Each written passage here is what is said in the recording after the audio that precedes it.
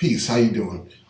Today we're going to talk about the comparisons between how black romance movies are compared to white romance movies in Hollywood.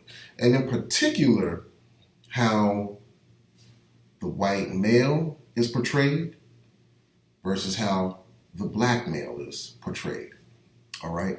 Now, it's very important that when we talk about this subject that we always think about character development and plot development, right? Those are the key things of any great movie, any great story, the plot and the character. So we have to start thinking along the lines of when we look at black cinema and in particularly the genre of romance, why is there a little difference in the storyline when it comes to white men in the story and black men in the story? We're in this age of quote unquote toxic masculinity. Now, I'll get to that later. Let's get into this. So, when we talk about white romantic comedies, right? And we talk about how white women and white men find love. Typically, it falls under maybe about a good 11 type plots, right? And I kind of wrote my notes down. You can also, if you think that I'm kind of like stringing you along, go to like Internet Movie Database or RottenTomatoes.com and just type in romantic comedies.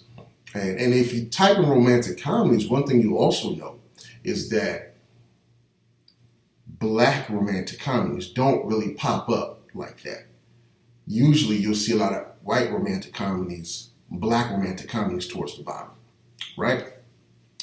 But you look at the white romantic comedies and you look at their plots, right? And I'm going to show you how it falls in between about 11 different plots. Sometimes just recook, rehash, repackage, and that's that. And that's this. Number one, the woman finds love after a tragic loss of a family member. So like her mom can die, her dad can die, somebody can die, her dog can die.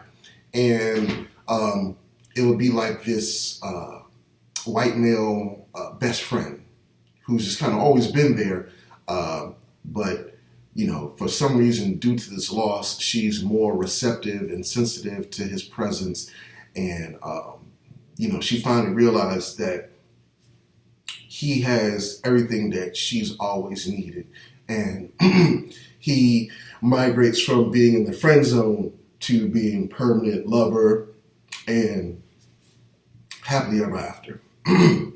Now, you have the number two, you have the plot where it's loving through social differences. So it's like you have the poor and the rich, you know, societal differences, poor and the rich.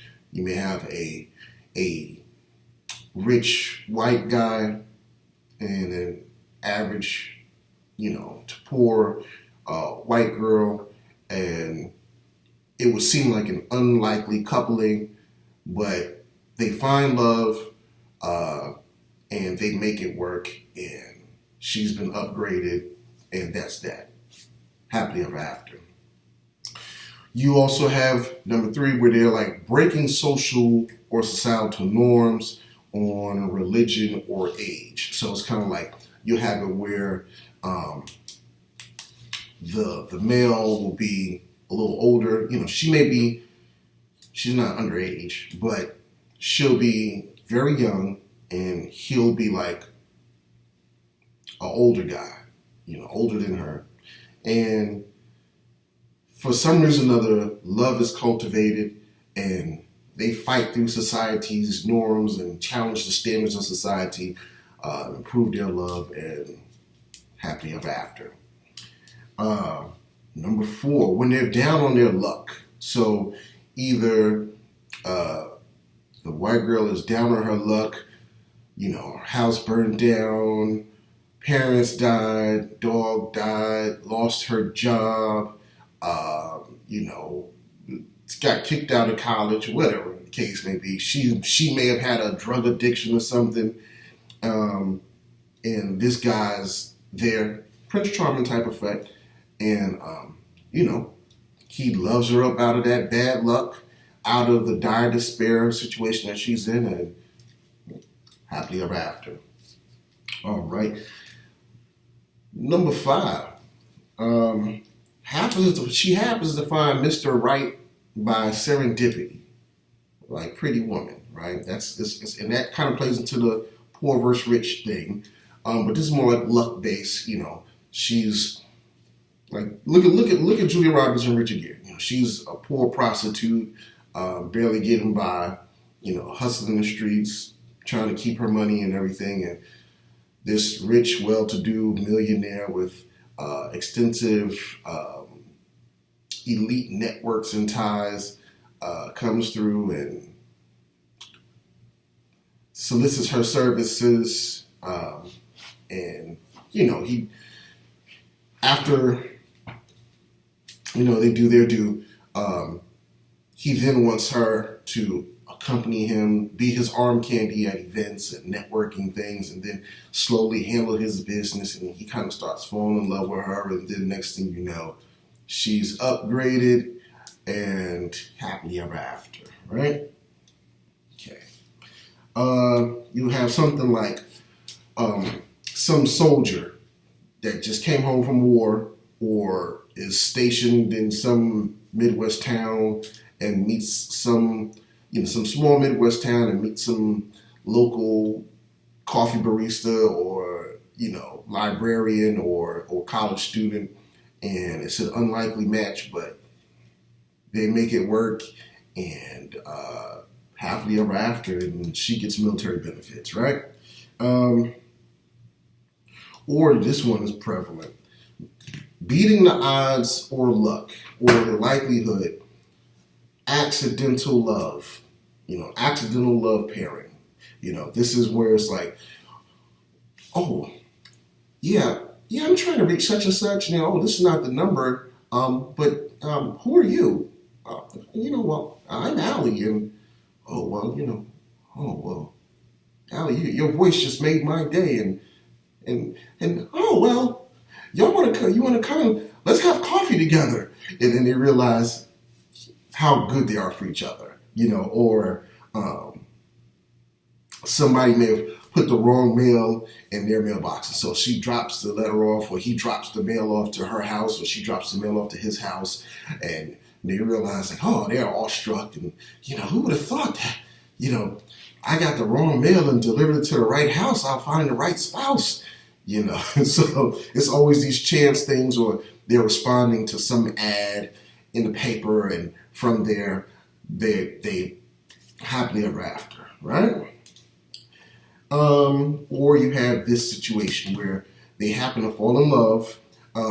The girl she's not looking for love, right? She's just doing her thing in the world. She's focused, not looking for love, may have just gotten out of a bad relationship or something.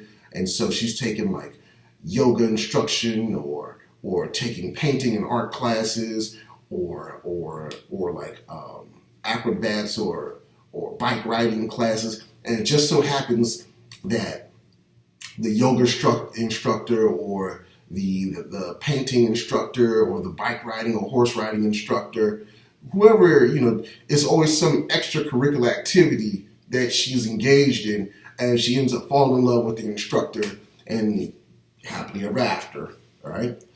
Or it's always some tragedy like the Titanic, or living through some type of war, whether it's the Civil War, World War I, World War II or something, or the world is going to end, and they realize that they're right for each other before tragedy strikes. The world is about to end, but I find love in you, and we're going to ride this out until, the pits of hell, and happily ever after. Or they may have had the perfect love. Starts out with a perfect love, and then the guy dies. So it's a sad love story. but it's anchored in the fact that there was this perfect love at first. You know what I'm saying? Kind of like Ghosts, like the movie Ghosts, perfect love, and then tragedy strikes, he's killed, and then, X, Y, and Z. All right? And then even interracial, we'll talk about that later. So that's what you see when you deal with Hollywood movies, particularly with a white male, white woman. Now, let's talk about black love, black romantic movies, right? And typically, they're usually black romantic comedies. There's a few that are serious, like just like a real romance. And there's a few. I'm not going to say that they don't exist, but there's some good black romantic movies that are straight up and down, and they're not dealing with what I'm about to get into. But you're going to see there's a nuance now. So what you tend to see, and particularly starting in the late 90s and definitely well on its way in fulminant course during the mid 2000 teens up till now, is first of all, now we've always been pushed this thing of toxic black male masculinity. So where black males are hit with this societal trope and stereotype that there's some type of dysfunction or abnormality in our character. There's this defect where all of us, there's just something wrong with us. We're defective, moral-wise, emotionally. It's just something wrong with us, right? Now, where that fits in cinema is when you look at a lot of black movies, black romantic movies, not all, but a very good portion, is that the black woman finds love. You have love up here, she found love. And then at the beginning, she has to kind of surmount this obstacle where it's like the guy that she was previously dealing with, he was either physically abusive, he used to beat her and all of that, or he had a drug and alcohol addiction problem, or he was constantly unemployed or incarcerated, or he had this parasitic lifestyle because he didn't have his stuff together. He was constantly mooching off of her and sucking her dry, and a leech basically on her, or she was dating this guy who was like a big player and who was doing her dirty, all this, just running her ragged. So you see these themes repeat over and over again, very redundant, and Tyler Perry has done some good work, but Tyler Perry has contributed to a lot of that. You look at like Waiting to Exhale. You look at How Stella Got Her Groove Back.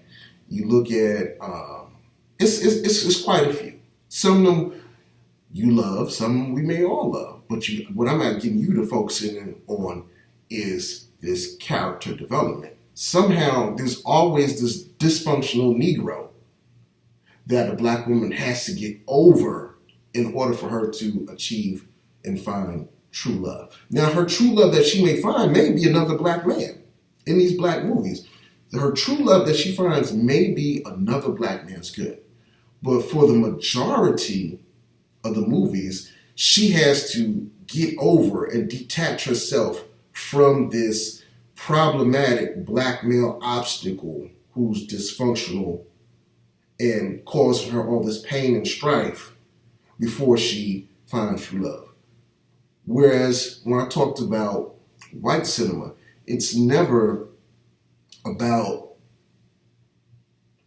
it's finding love, but it's never anchored in white women having to get over this troublesome white male, this problematic white male that's, beating and abusing her and whoring her and pimping her and dragging her down and all this type of stuff before she finds love.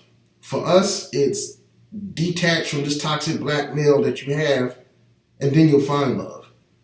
White women, like I said, it's by chance. I got the wrong email, I got the wrong mail, I got the wrong phone call, or I met a yoga instructor that we just happened to kick it off, or, my friend just happened to hook me up with one of her friends, and we just kicked it off. It just worked. Or, my friend who was my friend for years, I just realized that I really, really love him. He's in my corner, and that's how it is. So I want you to take an analytical eye to this and really think about it and look at it. You may not agree with what I'm saying. It's just observations that I've noted. And even if you want to talk about interracial relationships, think about The Bodyguard, right? Kevin Costner, Whitney Houston.